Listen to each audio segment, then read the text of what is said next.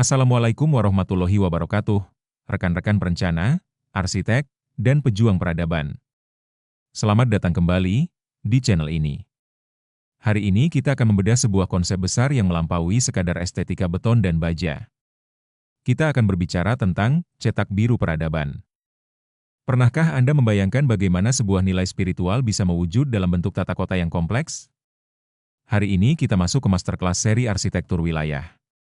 Kita tidak hanya bicara soal satu gedung, tapi soal cetak biru peradaban. Kita akan membedah bagaimana arsitektur Islam bekerja dalam skala makro dan negara. Ini adalah tentang bagaimana merancang ruang yang bernafas, yang tidak hanya fungsional secara teknis, tapi juga hidup secara nilai.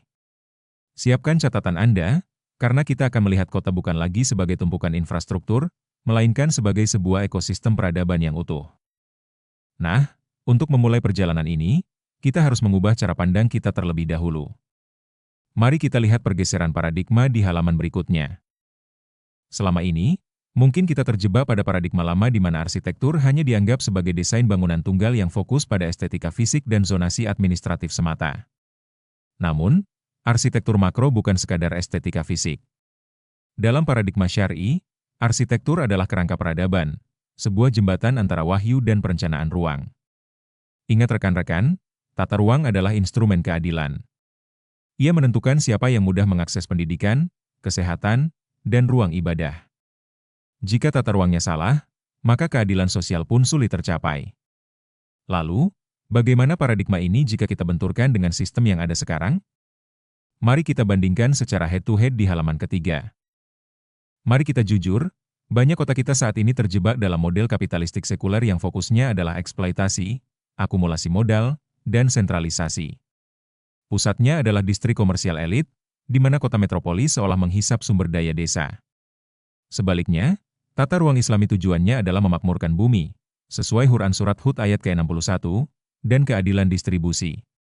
Di sini, masjid terintegrasi dengan fasilitas publik, dan hubungan kota desa bersifat simbiotik. Ruang bukan komoditas privat yang bebas dimonopoli, melainkan amanah kepemimpinan yang akan dipertanggungjawabkan.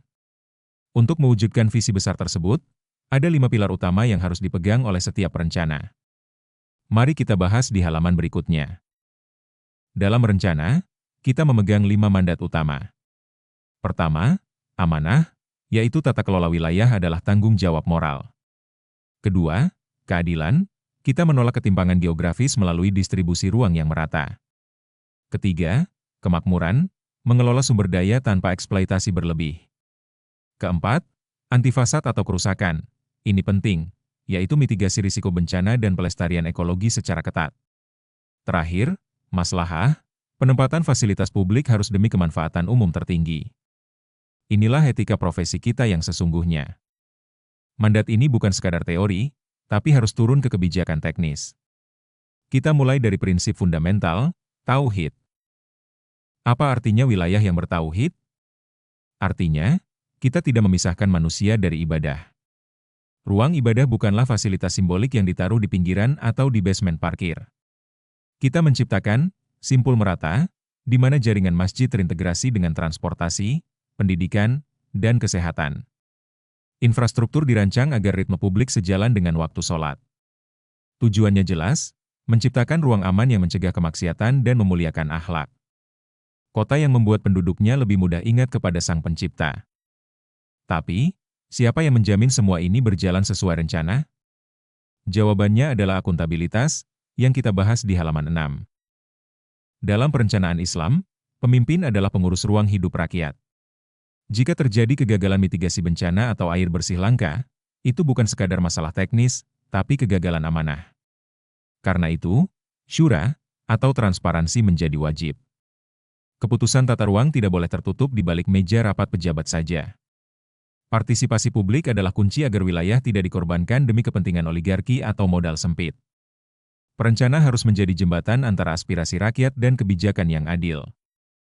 Selanjutnya, kita harus melihat bagaimana sebuah negara atau wilayah berfungsi secara utuh melalui hubungan antara kota dan desa. Seringkali kita melihat desa hanya sebagai penyangga kota. Itu keliru.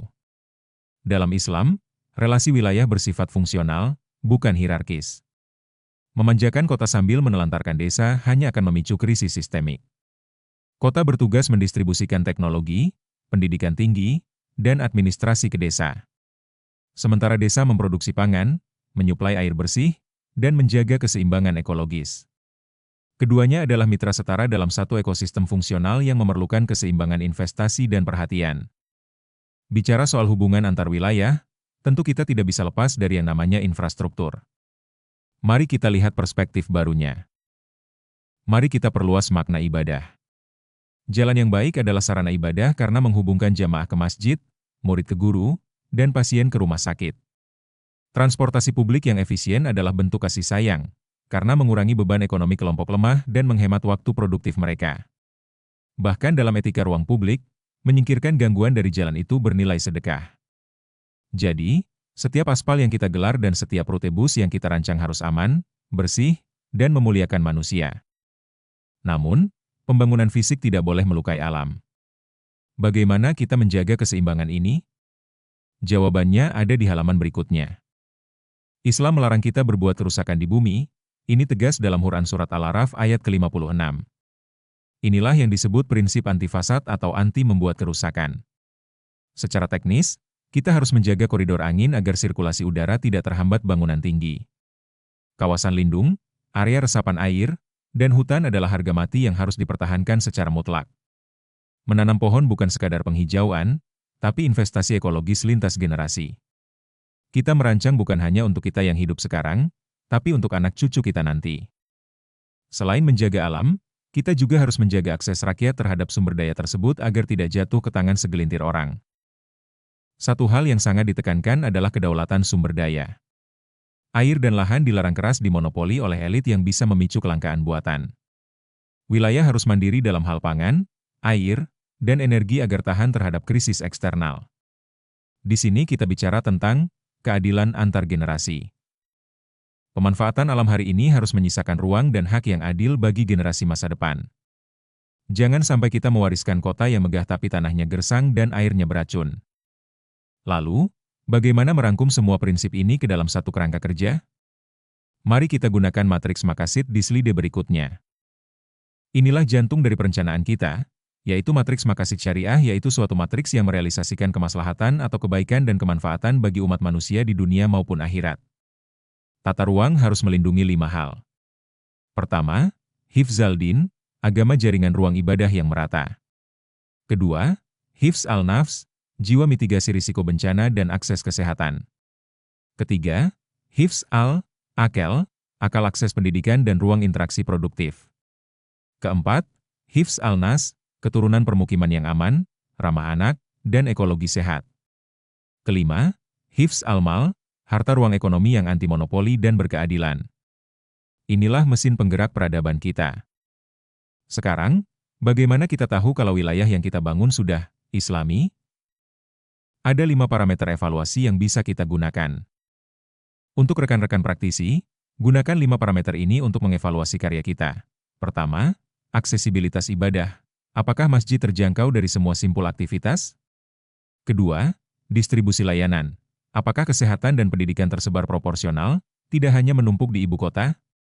Ketiga, harmoni ekologi. Apakah kawasan produksi dan konservasi saling mendukung tanpa eksploitasi? Keempat, keamanan publik. Apakah ruang publik bebas bahaya dan tidak memicu kemaksiatan? Kelima, partisipasi transparan. Apakah masyarakat merasa memiliki kotanya berkat syura atau musyawarah yang berjalan? Sampailah kita di penghujung materi. Mari kita simpulkan apa esensi dari semua perjalanan ini. Sebagai penutup, tugas kita adalah menghubungkan langit nilai iman kepada Allah Ta'ala dengan bumi sebagai praktiknya.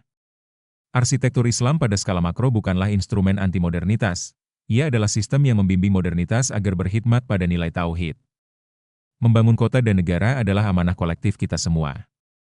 Saat ruang ditata dengan keimanan dan keadilan, peradaban tidak hanya akan tumbuh, ia akan mengantarkan penduduknya pada ridho Allah Ta'ala. Harapannya diskusi ini menjadi pemantik bagi kita untuk mulai merencana dengan hati dan nilai.